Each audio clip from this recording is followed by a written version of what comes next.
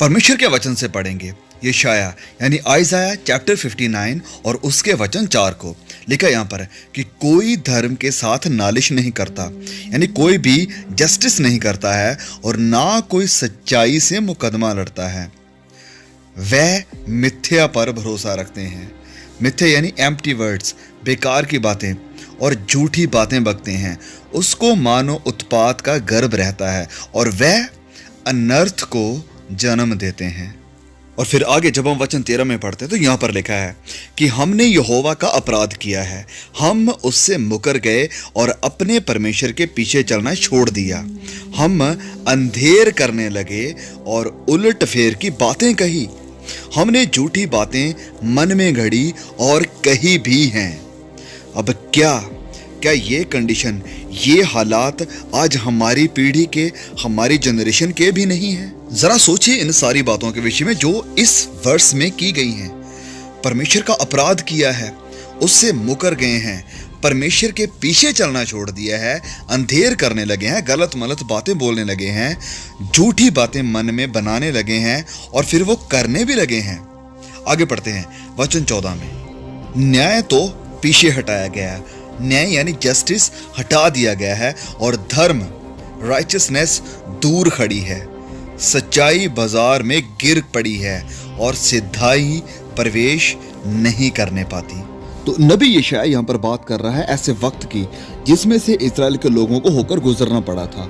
और उस वक्त में जो सच्चाई थी, जो ट्रुथ था, वो एक पर्सनल ओपिनियन, लोगों का अपना अपना विचार बन गया था। लेकिन जो एब्सोल्यूट सच्चाई थी, जो असल सच्चाई थी, उसे लोगों ने नजरअंदाज कर दिया था, हटा दिया था। और जब लोग पवित्र बाइबल की सच्चाई को हटाकर अपने मन के विचारों पर अपनी सच्चाई को खड़ा करते हैं तो सोसाइटी और समाज में निराशा, बुराई और दुष्टता के बिना और कुछ भी दिखाई नहीं देता है, क्योंकि लोग अपने मन की इच्छाओं के अनुसार चलना शुरू कर देते हैं जो कि पाप से भरी हुई हैं।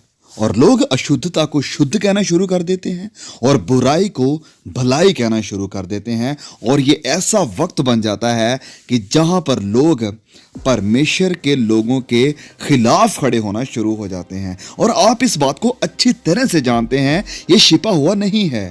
और आप में से बहुत से लोग ऐसे हैं जो इस बात को अच्छी तरह से जानते हैं कि जब आप अपने काम की जगह पर, जहाँ पर भी आप जॉब करते हैं, अगर आप परमेश्वर के वचनों की या प्रभु यीशु की बात करते हैं तो लोग आपकी तरफ आंखें निकालना शुरू कर देते हैं। और यहाँ तक कि कई हमारे क्रिश्चियंस भी आपके खिलाफ खड़े हो जाएंगे कि ये क्यों यीशु की बातें यहाँ पर कर रहा है। तो आप लोगों के लिए एक टारगेट बन जाते हैं, निशाना बन जाते हैं। लोग आपका मजाक बनाना शुरू कर देते हैं, आपको अवॉइड करना शुरू कर देते हैं। और यहाँ तक कि कई लोगों को अपनी नौकरी से, अपने काम से भी हाथ धोना पड़ जाता है। जब हम वचन 15 में पढ़ते हैं तो ये वचन बहुत ही क्लियर कर रहा है। नबी यशाया यहाँ पर लिखते हैं कि सच्चाई खो गई, सच्चाई खो गई और जो बुराई से भागता है, जो बुराई से भागता है, बुराई से नफरत करता है, वह शिकार हो जाता है, वह शिकार हो जाता है। तो मतलब यहाँ पर ये कि समाज, ये संसार उनसे नफरत करनी शुरू कर देता है जो लोग सच्चाई के ऊपर खड़े रहते हैं, सच्चाई को मानते हैं और बुराई से भागते हैं। ये कंडीशन, ये हालात उस वक्त इज़राइल में थे जब नबी यशाया इन्हें लिख रहा है। और यही सेम चीज आज 21वीं सदी में हमें देखने को मिल रही है। और सिर्फ गैर मसीही ही नहीं, वरन क्रिश्चियंस भी उन लोगों से नफरत करते हैं, उन्हें देखना नहीं चाहते, उन्हें तुच्छ समझते हैं जो लोग सच्चाई पर खड़े रहते हैं। और ये बात हम वचन में भी देखते हैं कि जो सच्चा परमेश्वर का वचन है उसके ऊपर हमला किया जाएगा, यानी उसे बदलाने की, उसमें मिलावट लाने की कोशिश की जाएगी। और ये हमला सिर्फ बाहर से ही नहीं वरन चर्च से भी, यानी अंदर से भी देखने को मिलेगा। ये बहुत ही आज हैरानी वाली बात है कि बहुत से चर्च जाने वाले मसीही लोग ये नहीं जानते हैं कि असल या रियल सुसमाचार गॉस्पल क्या है, क्योंकि उन्हें गॉस्पल सुनाया ही नहीं जा रहा है। और परमेश्वर के वचन से पढ़ेंगे 2 तिमोथियस अध्याय 4। यहाँ पर संत पौलुस यंग तिमोथी से ये सारी बातें कह रहा है। लिखा है, परमेश्वर और मसीह यीशु को गवाह करके जो जीवितों और मरे हुओं का न्याय करेगा, उसे और उसके प्रकट होने और राज्य को सुधि दिलाकर मैं तुझे आदेश देता हूं कि तू वचन का प्रचार कर, समय और असमय तैयार रहे।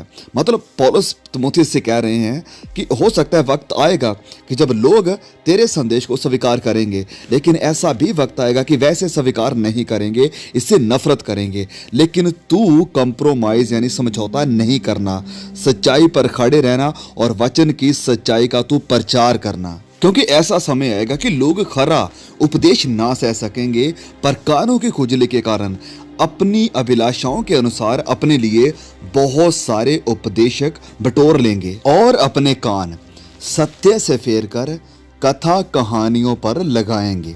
अब ये जो वर्ड यूज हुआ है कथा कहानियों या फेबल्स, इसका मतलब सिर्फ यही नहीं है कि लोग गलत या झूठी बातों के ऊपर अपना मन लगाएंगे। और ये जो वर्ड यूज हुआ है कथा कहानी, यहाँ पर इनका मतलब है कहानियां यानी स्टोरीज, जो कि नैतिक स्टोरी हैं और लोग इन्हें सुनकर काफी ज्यादा मोटिवेट भी हो सकते हैं, और यहाँ तक कि ये कहानी आपको रुला भी सकती हैं। अच्छी कहानियां, हो सकता है कि कोई आपको अपने घर वालों की, अपने बच्चों की या अपनी जिंदगी की कहानी सुनाता रहे, और ये बहुत ही दिलचस्प भी हो सकती है, आपके दिल को छू सकती है, लेकिन ये परमेश्वर का वचन नहीं है, ये सुसमाचार नहीं है, और ना ही ये सुसमाचार की जगह ले सकती है। ये आपको अनंत जिंदगी नहीं दे सकती है। पुलपिट यानी जहां से परमेश्वर का वचन सुनाया जाता है, वहां पर आजकल बहुत ज्यादा एंटरटेनमेंट है। बहुत सारे लोग आज अपने आप को उन लोगों के पास लेकर जाते हैं जो कि अच्छी कहानियां सुनाते हैं, जो कि बाइबल के नहीं वरन मोटिवेशनल प्रीचर हैं, और लोग इन्हें सुनकर बहुत ही अच्छा फील करते हैं। पाप से क्या लेना देना है उन्हें कोई फर्क नहीं पड़ता है, लेकिन उनके मैसेज सुनकर बहुत ही अच्छा लगता है।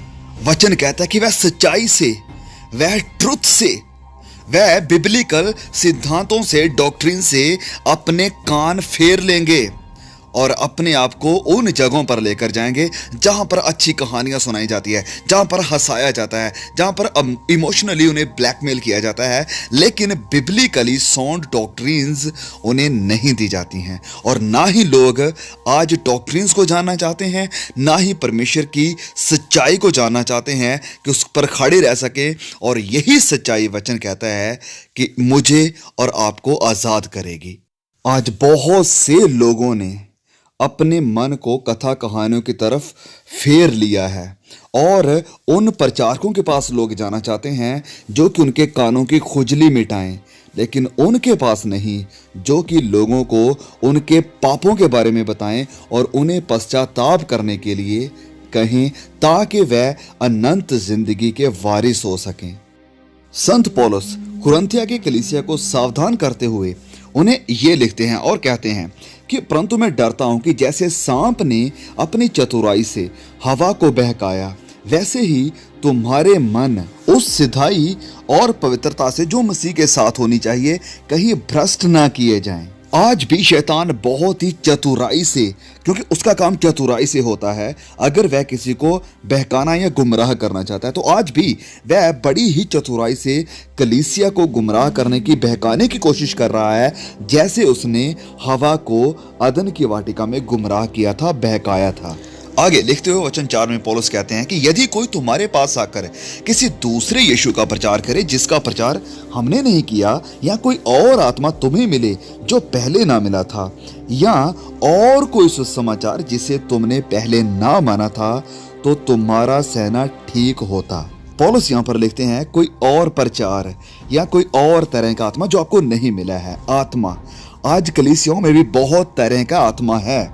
मैं इस बात को यहाँ पर आज क्लियर करना चाहता हूँ कि प्रभु यीशु के अकॉर्डिंग, मुताबिक पवित्र आत्मा की मेन सेवकाई, मेन मिनिस्ट्री किसी को गिराना, किसी को हंसाना, किसी को रुलाना या किसी को हिलाना नहीं है। पवित्र आत्मा की मेन मिनिस्ट्री है कि आपको और मुझे प्रभु यीशु के स्वरूप के ऊपर, उसके कैरेक्टर के ऊपर लेकर आना, हमें प्रभु यीशु मसीह के जैसे बनाना। And this is the main ministry of the Holy Spirit. पौलुस कुरिन्थियों की कलीसिया को कहते हैं कि मैं तुम्हारे विषय में डरता हूं, मैं डरता हूं। आज यही शब्द, यही वर्ड पवित्र आत्मा पौलुस के थ्रू हमारी 21वीं सदी की कलीसियाओं को भी नहीं कह रहे हैं, जिसने कि इंटरटेनमेंट के थ्रू, प्रोस्पेरिटी गॉस्पल के थ्रू और वर्ड ऑफ फेथ मूवमेंट के थ्रू ऐसे यीशु को लोगों के सामने प्रेजेंट किया है, लाकर रख दिया है, जो कि एक इमेजिनरी जीसस है, लेकिन बाइबल का यीशु नहीं है। आज प्रभु यीशु की उन सब बातों को पिकअप किया जाता है जो कि अच्छी हैं, सॉफ्ट हैं, सुनने में अच्छी लगती हैं, लेकिन जो बाकी प्रभु यीशु की बातें हैं, जैसे कि वो पाप के खिलाफ बोलते हैं, वो नरक के बारे में बोलते हैं, वो धर्मी जिंदगी जीने के बारे में बोलते हैं, वो क्रूस उठाने के बारे में बोलते हैं, वो दुख सहने के बारे में बोलते हैं, वो बोलते हैं कि उन्होंने मुझे सताया, वो तुम्हें भी सताएंगे, लेकिन धीरज धरो, मैंने सब चीज़ों को जीत लिया है।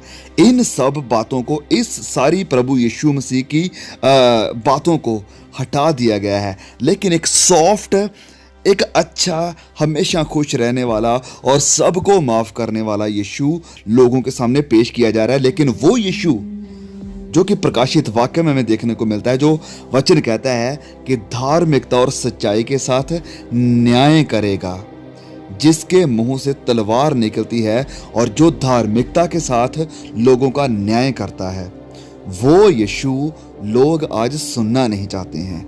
वो यीशु को आज लोग फॉलो नहीं करना चाहते हैं। बस वही सब कुछ देने वाला, सारी दुआओं को सुनने वाला और हर एक विश को पूरा करने वाला यीशु आज लोगों को, आज कलीसियाओं को, आज जो विश्वासी हैं उन्हें चाहिए। लेकिन जो रियल यीशु है, जो असल यीशु है, वही यीशु है जो आपको अनंत जिंदगी दे सकता है। ये लोगों के ख्यालों से, लोगों की कल्पनाओं से बनाया हुआ यीशु, यस, आपको थोड़े समय क्या आनंद, तसल्ली तो जरूर दे सकता है, लेकिन आपको सदा की जिंदगी नहीं दे सकता है। सदा की जिंदगी उसी यीशु के पास है जो आपको और मुझे बुलाता है, जो मेरे और आपके गुनाहों के लिए कुर्बान हुआ और जो कहता है कि दोबारा पाप मत करना, जो कहता है कि पाप से नफरत करो, जो कहता है कि जैसे तुम्हारा बुलाने वाला पवित्र है वैसे ही तुम भी पवित्र बनो, जो कहता है अपनी क्रूस उठाओ और मेरे पीछे हो लो।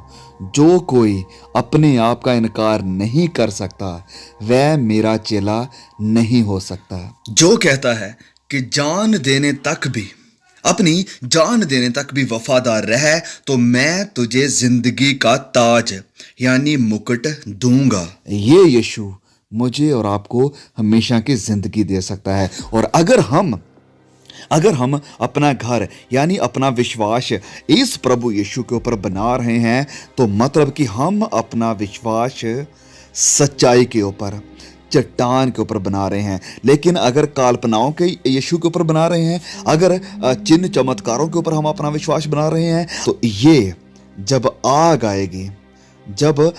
आएगी परखने के लिए, तो ये आपका विश्वास, ये घर आपका टूटेगा, क्योंकि ये घर चट्टान के ऊपर नहीं, भालू के ऊपर बना हुआ विश्वास है। ये विश्वास सच्चाई के ऊपर नहीं, झूठ के ऊपर बना हुआ विश्वास है।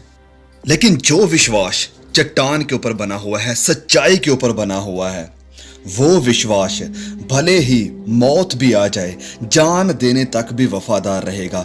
जैसे पतरस रहा, जैसे याकूब रहा, जैसे यूहन्ना रहा, जैसे पौलुस रहा। सो प्लीज मसीह में मेरे भाई और मेरी बहनों, मैं आपसे रिक्वेस्ट करता हूं कि पवित्र बाइबल से नए नियम की पहली 4 किताबों यानी सुसमाचारों को अच्छे से पढ़िए। आखिरी किताब प्रकाशित वाक्य की किताब को अच्छे से स्टडी कीजिए और जानिए कि वह हम मसीहों के बारे में क्या कहती है, अंतिम दिनों के बारे में क्या कहती है। क्योंकि हमें आज ही से, अभी से अंतिम वक्त की तैयारी करनी पड़ेगी, क्योंकि हम अंतिम दिनों में नहीं हैं, अब हम अंतिम पलों में हैं, अंतिम पलों में हैं। अगर कोई एथलीट, अगर कोई दौड़ने वाला रेस में जीतना चाहता है, तो वो कंपटीशन के दिन, मुकाबले के दिन उसकी तैयारी नहीं करेगा, वह साल पहले, 2 साल पहले, 5 साल पहले उसकी तैयारी करेगा। इसी प्रकार आप मसीहों से, भाई बहनों से मैं रिक्वेस्ट करता हूं, मैं विनती करता हूं कि अभी से तैयारी कीजिए उस आग के लिए जिस आग की बात वचन में कही गई है कि विश्वास परखा जाएगा, आग में झोंका जाएगा, लेकिन इसे आनंद की बात समझो। अब ये सब कैसे होगा? ये सब तभी हो पाएगा अगर हम अभी से अपने आप को तैयार कर रहे हैं, अगर हम अभी से विश्वास के लिए प्रार्थना कर रहे हैं कि प्रभु हमारे विश्वास को बढ़ा, इसे स्ट्रांग बना। अगर हम अभी से परमेश्वर के अनुग्रह से भर रहे हैं, उसे मांग रहे हैं। क्योंकि देखिए, शद्रक, मेशक और अबदनगो उसी दिन उस आग के सामने खड़े नहीं हुए थे और उसी वक्त उन्होंने तैयारी नहीं की थी, वह पहले से ही तैयार थे। हम जब दानियेल की किताब अध्याय 1 से देखते हैं, वह पहले से ही तैयार थे, स्ट्रांग थे, विश्वास में अनुग्रह से भरे हुए थे। इसी प्रकार आज हम मसीहों को तैयार होने, स्ट्रांग होने की जरूरत है, क्योंकि वो घड़ी आ रही है जब मेरा, आपका, हम सबका विश्वास परखा जाएगा। और उस आग में खड़े रहने के लिए, उस आग का सामना करने के लिए हमें चाहिए परमेश्वर का अनुग्रह, उसके पवित्र आत्मा की सामर्थ्य, जिसके लिए अभी से हमें अपने आप को भरना चाहिए। सो प्लीज मेरे भाई, मेरी बहन, इस वीडियो को, इस मैसेज को शेयर जरूर कीजिए और हर वक्त, हर पल तैयार रहिए, क्योंकि हम अंतिम घड़ी में हैं।